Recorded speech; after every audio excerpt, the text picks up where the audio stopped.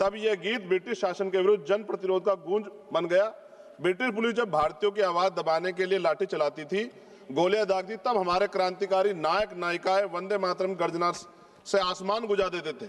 अनेकों वीरों ने फांसियों के तख्ते पर चढ़ते हुए गोलियों का सामना करते हुए अंतिम शब्द वंदे मातरम ही कहे थे। इतना ही नहीं, अंग्रेजों ने इस गीत से इतने भयभीत हुए कि उन्होंने इस पर प्रतिबंध लगा दिया।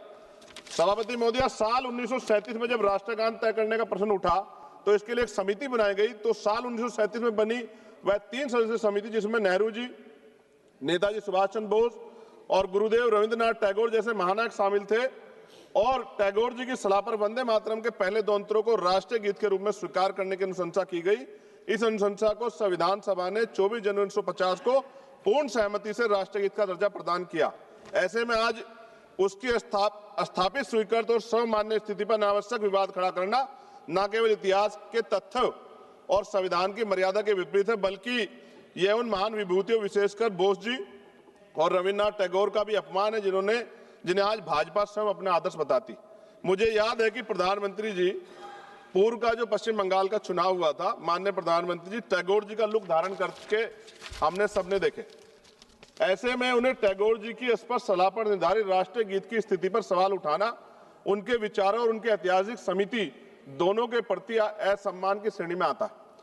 माननीय सभापति जी, 24 जनवरी 1950 को संविधान सभा द्वारा राष्ट्रीय गीत घोषित किए जाने के बावजूद यह भी सत्य है कि संविधान में अनुच्छेद 51A के तहत राष्ट्रगान जन गण मन का सम्मान करना अनिवार्य है, जबकि वंदे मातरम के लिए कोई संवैधानिक बाध्यता नहीं बनाई गई। इसलिए वंदे मातरम का सम्मान हमारे नैतिक कर्तव्य है, लेकिन किसी भी नागरिक पे से अनिवार्य करना संविधान की भावना के अनुरूप नहीं। और हम संविधान को मानने वाले लोग हैं। हमारे महान स्वतंत्रता सेनानियों ने एक ऐसा भारत चाहा था जहां देशभक्ति, स्वतंत्रता और सबकी आस्था तीनों का सम्मान साथ साथ रहे।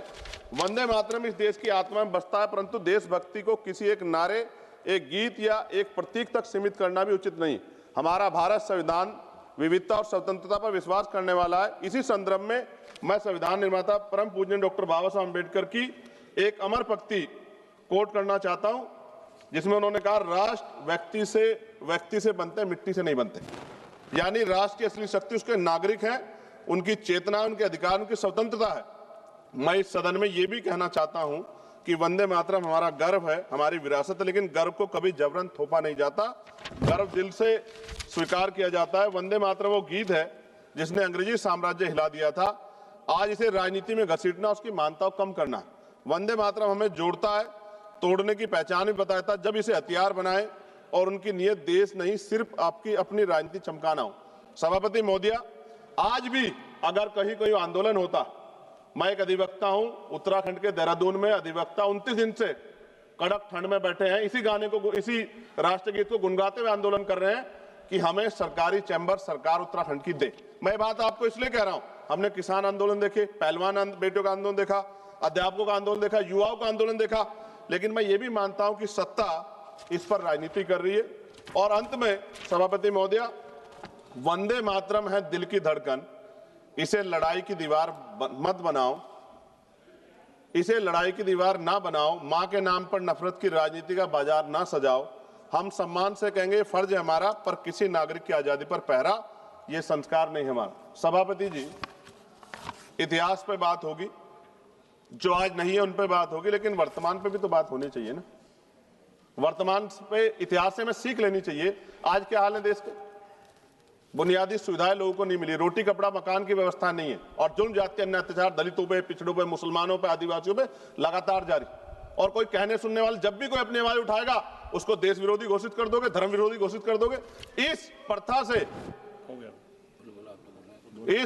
से क्या देश आगे बढ़ सकता है? एक ऐतिहासिक प्रमाण बता रहा हूं जी, खत्म करते हुए ऐतिहासिक प्रमाण बता रहा हूं। राम प्रसाद मिसमिल जी ने आजादी की लड़ाई के लिए हिंदुस्तान रिपब्लिकन एसोसिएशन बनाया चाहे, लेकिन जब उन्हें लगा कि एक धर्म के लोग या एक जाति के लोग या एक क्षेत्र के लोग आजादी की लड़ाई को नहीं लड़ सकते, तो 1928 में शहीद आजम सरदार भगत सिंह जी ने उसमें सोशलिस्ट वर्ड जोड़ा। हिंदुस्तान सोशलिस्ट रिपब्लिकन एसोसिएशन क्यों बनाया?